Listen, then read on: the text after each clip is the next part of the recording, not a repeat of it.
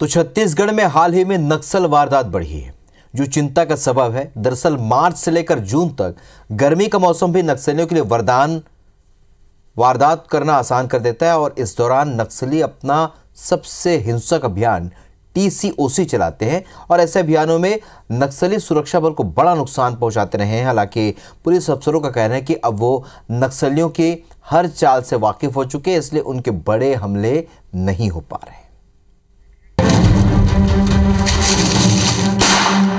छत्तीसगढ़ में बढ़ा नक्सलियों का खूनी खेल। मार्च से जून तक सक्रिय रहते हैं नक्सली। जंगल में पतझड़, वीरान पगडंडियां। गर्मी के मौसम में हुए कई बड़े नक्सली हमले। जी हां, मार्च से जून तक के मौसम में बस्तर में नक्सलियों की ओर से बड़ी वारदात होती रही हैं। ये वो समय होता है जब नक्सली अपने सबसे खतरनाक अभियान TCOC को अंजाम देते हैं। TCOC यानी टैक्टिकल काउंटर ऑफेंसिव कैंपेन। ये गोरिल्ला युद्ध का ऐसा तरीका है जिसमें चौतरफा हमला कर नक्सली सुरक्षा बल को बड़ा नुकसान पहुंचाने की नापाक रणनीति बनाते हैं और नक्सली एकजुट होकर हमले का प्लान बनाते हैं। नक्सलियों की स्मॉल एक्शन टीम IED या दूसरे विस्फोटक के जरिए एम्बुश का इस्तेमाल करती है। गर्मियों में जंगल के खुले रास्ते में विजिबिलिटी आसान होती है, इसीलिए सुरक्षा बल के जवानों को निशाना बनाने में नक्सली इस खास कैंपेन का इस्तेमाल करते हैं। गर्मी का मौसम और जंगल दोनों ही सुरक्षा बल की कठिन परीक्षा लेता है। ऐसे में जंगल से अभ्यस्त नक्सली कई बार अपने नापाक मंसूबों में कामयाब हो जाते हैं। इसी दौरान नक्सल संगठन अपने मनोबल को ऊंचा करने के लिए नए कैडर की भर्ती भी करते हैं और ट्रेनिंग के साथ उनका इस्तेमाल हमलों में भी किया जाता है। CPM महोदय संगठन एक प्रतिबंधित एवं गैर कानूनी संगठन है।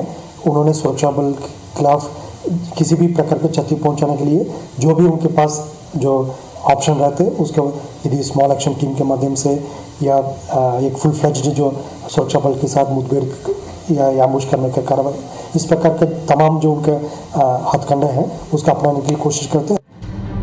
बस्तर में नक्सल वारदात का इतिहास भी ये जाहिर करता है कि गर्मी के मौसम में वो ज्यादा हिंसक हो जाते हैं। 6 अप्रैल 2010 को ताड़मेटला में नक्सलियों के एम्बुश में फंसकर CRPF के 76 जवान शहीद हुए थे। भीषण गर्मी के दौरान ये जब सुस्ताने के लिए ठहरे तो नक्सलियों ने घेराबंदी कर बड़े नक्सली हमले को अंजाम दिया था। साल 2012 में इसी मौसम में नेतानार के नजदीक फॉरेस्ट बिल्डिंग को नुकसान पहुंचाने के बाद नक्सलियों ने एम्बुश लगाकर जवानों पर जानलेवा हमला किया था। दक्षिण बस्तर में जितने भी बड़े नक्सली हमले हुए, 25 मई 2013 को झीरम कांड भी नक्सलियों की इसी रणनीति की बानगी है। साल 2016 के बाद से नक्सली TCOC के दौरान बड़े हमले को अंजाम नहीं दे रहे हैं। हालांकि कुछ ऐसे हमले जरूर हुए जिनमें जवानों की शहादत हुई। बस्तर के पुलिस अधिकारियों का कहना है कि नक्सली खौफ को काबू करने की उनकी तैयारी पूरी है।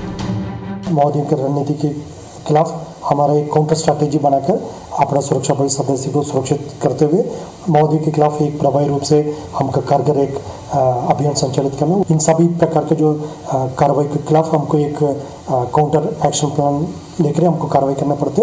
इन सभी विषय को लेकर हम सभी सुरक्षा बल को अलर्ट कर हम आगे बढ़ रहा है।